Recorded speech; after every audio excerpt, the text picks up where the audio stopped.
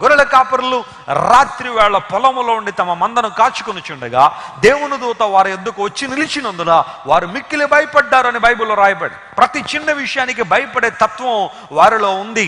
దేవుని దూత వారి మధ్యకు నిలిచినప్పుడు, గొప్ప వెలుగు వచ్చినప్పుడు వారు భయపడ్డారని బైబిల్లో రాయబడింది. అలా భయకంపితమైన వాతావరణంలో గొర్రెల కాపరులను దేవుడు దర్శించాడు. నీ పరిస్థితి కూడా అలాగే ఉందేమో.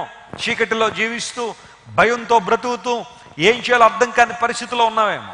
అందరూ నన్ను వదిలిపెట్టేశారండి, ఏ ఒక్కరు నన్ను పట్టించుకోవట్లేదు, నా బంధువులు నన్ను విడిచిపెట్టారు, నా భర్త నన్ను వదిలేశాడు, నా భార్య నన్ను పట్టించుకోవట్లేదు, పిల్లలు మమ్మల్ని వదిలిపెట్టేశారు, నా భవిష్యత్తు ఎలా ఉంటుందో తెలియదు, నా భవిష్యత్తు అంధకారమైన పరిస్థితిలో ఉన్నట్టుగా అనిపిస్తూ ఉందని తమ భవిష్యత్తును గురించి భయపడే వారందరికీ కూడా దేవుడిస్తున్న అభయం ఏంటంటే, do not fear, don't be afraid, మీరు భయపడద్దు అనే మాట పరిశుద్ధ లేఖనాల్లో చాలా స్పష్టంగా మనం చూస్తున్నాం. ఆయా సందర్భాల్లో బైబిల్ని గమనిస్తున్నప్పుడు చాలా చోట్ల బైబిల్లో భయపడద్దు అనే మాట రాయబడడం ద్వారా దేవుడు మనందరికీ అభయాన్ని అనుగ్రహిస్తూ ఉన్నాడు. ఆయనలో గొప్ప ధైర్యవంతులంగా మన ముందుకు సాగిపోయే అనుభవాన్ని ప్రభు మనకు దయచేస్తున్నాడు. ఎప్పుడైతే ఆ భయంతో వారు ఉన్నారో రకరకాలైన పరిస్థితులు, ఈరోజు కూడా చూడండి, వార్తలు చూస్తూ ఉంటే, వార్తాపత్రికలు చూస్తూ ఉంటే మనుషులు ఏదో రకమైన భయాలు. ఎవరో చేదో చెబుతారమ్మా మీ ఇంట్లో ఏదో నల్లగా ఉన్నట్టు కనబడుతుందమ్మా అనగానే మా ఇంట్లో ఏదో కనబడుతుంది అంటున్నారు కదా. ఇప్పుడు అది పోవాలంటే ఏం చేయాలండి? మా ఇంట్లో కీడు పోవాలంటే ఏం చేయాలి? మాకు మేలు జరగాలంటే ఏం చేయాలి? మాకు మంచి జరగాలంటే ఏం చేయాలంటే ఏమీ లేదు. 2 కోళ్ళు, 4 నిమ్మకాయలు, 4 మిరపకాయలు కొట్రా, ఆ తర్వాత నీ పేరు మీద ఏదో ఒకటి చేస్తాము, ఆ తర్వాత ఇంకా రకరకాల దోపిడీ కార్యక్రమాలు మొదలవుతూ ఉన్నాయి. మానవుడు కీడు రాకూడదు అన్న ఒక తలంపుతో, కీడు వస్తుందేమోనన్న భయంతో ఎన్నెన్నో కార్యక్రమాలు ఈ భూమి మీద చేస్తూ ఉంటే బైబిల్ సెలవిస్తూ ఉంది, దేవుడు నీ పట్ల ఆయన ఒక ప్రణాళిక కలిగి ఉన్నాడు. God has a plan, specific plan for your life. నీ పట్ల ఒక ప్రణాళికను దేవుడు కలిగి ఉన్నాడు. ఆ ప్రణాళిక ఎప్పుడు కూడా మంచి ప్రణాళిక. నమ్మిన వారు గట్టిగా చప్పట్లు కొట్టి యేసుని మహిమపరచండి. God has a good plan for you and he has a specific plan for you. ఆయన నీ కోసం నా కోసం మంచి ప్రణాళికలు కన్నాడు. అదేంటో తెలుసా? మనందరం కూడా ధైర్యవంతులంగా, మనందరం కూడా భయము లేని వారంగా, ఏ పరిస్థితికి భయపడని వారంగా మనం ఉండాలి అని దేవుడు ఆశపడే ఆయన ఈ లోకానికి వచ్చి మనందరి కోసం ఆయన జన్మించి మనందరి కోసం కలవరిశిల్లో ఆయన మరణించాడు. ఇంకా భయపడుతున్నావా?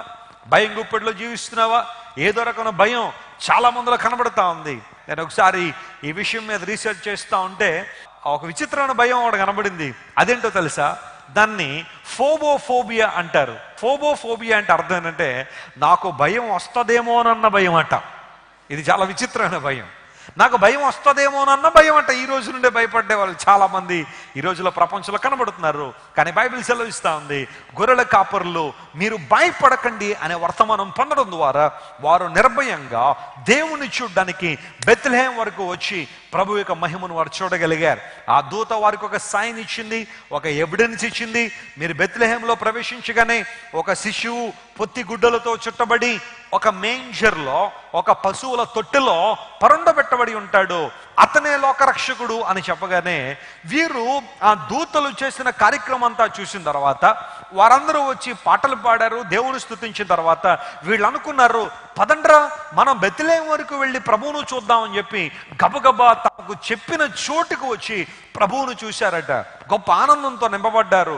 వారికి చెప్పిన విషయాలన్నీ కూడా, ఆ దూత వారికి చెప్పిన విషయాలన్నీ కూడా మరియతో యోసేపుతో వారు పంచుకోగానే మరి ఆ మాటలన్నీ కూడా తలపోసుకుని భద్రం చేసుకున్న తర్వాత ప్రభువును చూసి సంతోషించిన తర్వాత వారు అక్కడి నుండి దేవుని మహిమపరుస్తూ, దేవుడు గ్లోరిఫైయింగ్ గాడ్, దేవుని స్తుతిస్తూ ఆయన ఆరాధిస్తూ ఆ ప్రాంతం నుండి వెళ్ళారని లూకా అనే దైవజనుడు ఇక్కడ మాట్లాడుతున్నాడు. దేవుడు వారికి చేసిన మేలును వారు మర్చిపోలేదు. దేవుడు వారికి చూపించిన కృపను వారు మర్చిపోలేదు. గొప్ప గొప్ప కోటీశ్వరులను వదిలిపెట్టి, అంతస్తుల్లో బ్రతికే వారిని వదిలిపెట్టి, జ్ఞానవంతులైన వారిని వదిలిపెట్టి, ధర్మశాస్త్రోపదేశకులందరినీ వదిలిపెట్టి, ఆ దేశాన్ని పరిపాలించిన హేరోదు రాజును వదిలిపెట్టి వీళ్ళందరినీ ప్రక్కన పెట్టి దేవుడు అతి సామాన్యులైన ఈ ప్రపంచంలో ఎన్నికకు లేని వారిని దేవుడు ఏర్పాటు చేసుకుని వారికి తన సువార్తను శుభవార్తను అందించిన విధానాన్ని జ్ఞాపకం చేసుకుని వారు అనుకున్నారు వారి హృదయాల్లో, దేవుడు మనలను మర్చిపోలేదు. హల్లెలూయా. దేవుడు మనల్ని జ్ఞాపకం చేసుకున్నాడు, ఆయన మనలను లక్ష్య పెడుతున్నాడని శుభవార్తను వారు గ్రహించి దేవుని మహింపరుస్తూ వారు ముందుకు సాగిపోయారు. ప్రియ దేవుని బిడ్డ, ఎవరు నిన్ను మర్చిపోయినా నీ దేవుడు నిన్ను మర్చిపోలే. God is still remembering you. His focus is on you. నీ మీద దేవుని యొక్క కనుదృష్టి ఉంది గనుక ఆయన నిన్ను ఎన్నిక గలవానిగా చేస్తున్నాడు గనుక నువ్వు ప్రభువుని స్తుతించాలి, ఆయన మహింపరచాలి. ఒక మాటలో నేను చెప్పాలంటే, మనం రక్షణ పొందడానికి గొప్ప గొప్ప కార్యాలు ఏమీ మనం చేయలే. ధర్మశాస్త్ర కాలంలో గనుకే మనమే ఉండుంటే రక్షణ పొందడానికి ఎన్ని ప్రయత్నాలు చేసి ఉండేవాళ్ళము, అయినప్పటికీ కూడా రక్షణ రాలేదు. విశ్వాసము ద్వారా మాత్రమే కొంతమంది నీతివంతులుగా తీర్చిదిద్దబడ్డారు. కానీ ఎవరైనా పాపం చేస్తే, అపరాధం చేస్తే రకరకాల కార్యక్రమాలు చేయాల్సిన పరిస్థితుల్లో వారు ఉండేవారు. కానీ ఈ రోజున కేవలం యేసు ప్రభు కృప ద్వారా మాత్రమే, ఆయన విశ్వాసం ఉంచడం ద్వారా మనందరూ రక్షించబడి ఉన్నాము. రక్షణ పొందడానికి దేవుడు మనలను ఎన్నిక చేసినందుకు మనం ప్రభువుని స్తుతింపబద్ధులమై ఉన్నాం. Yes, God has chosen us. దేవుడు మనల్ని ఎన్నుకున్నాడు. మనం ఆయన యొక్క విధానంలో ఉన్నాం, ఆయన ప్రణాళికలో పాలుభాగస్తులుగా ఉన్నాము. అల్పమైన వారిని కూడా దేవుడు పట్టించుకుంటున్నాడు అనడానికి ఇది గొప్ప ఉదాహరణగా బైబిల్ సెలవిస్తా ఉంది. అందును బట్టే బైబిల్లో రాయబడింది, మీరు పిచ్చుకుల కంటే శ్రేష్ఠులు అన్నాడు. దేవుడు నామమున స్తోత్రం కలుగునుగాక.